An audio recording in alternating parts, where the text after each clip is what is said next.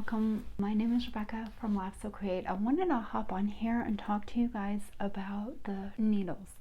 Now, as a beginner, I was utterly confused by what all the numbering meant on these needle packets. So I wanted to kind of go over it and kind of explain it. Now, Schmetz does have a quick little handout. It's just a glance of the product on their website that you can download. I think you have to pay for it. Or you can download the free printable that I've included in the description below. Now let's take a look at the needle system.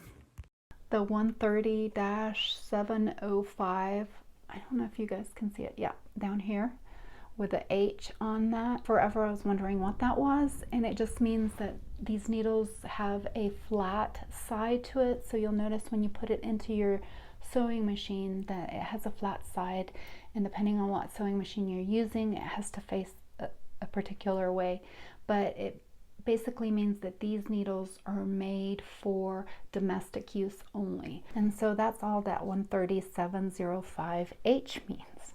And the H stands for some German word that I won't repeat. But anyway, and then on the very bottom, there are two numbers. This is a 90-14 needles. And then on the back, it gives you a good description of what types of fabrics you should be using these needles for. Now, if you have like the universal variety pack, you'll notice that there's a range of numbers that goes from the 70-10 all the way up to the 90-14. This number, as a rule of thumb, the lower the number, the thinner the needle shaft.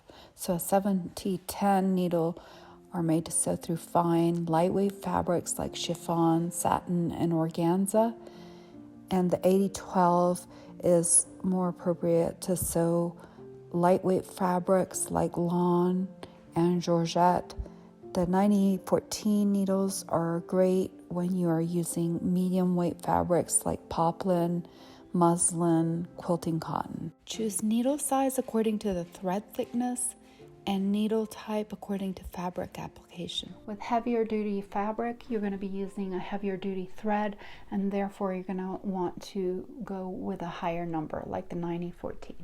And you can also find them ones that are made for vinyl and denim side with a thicker needle. One needle I use quite a bit with sewing bags. I do the bags that are mainly cotton, some vinyl, some clear vinyl, some waterproof canvas, and I've done just fine with a Microtex sharp needle.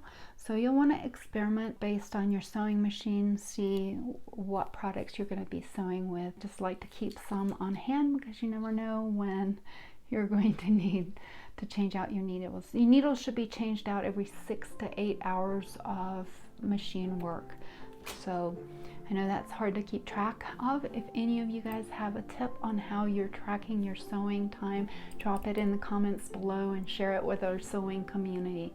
I hope that helps, particularly those beginners that might be confused by the numbering system. And bye for now.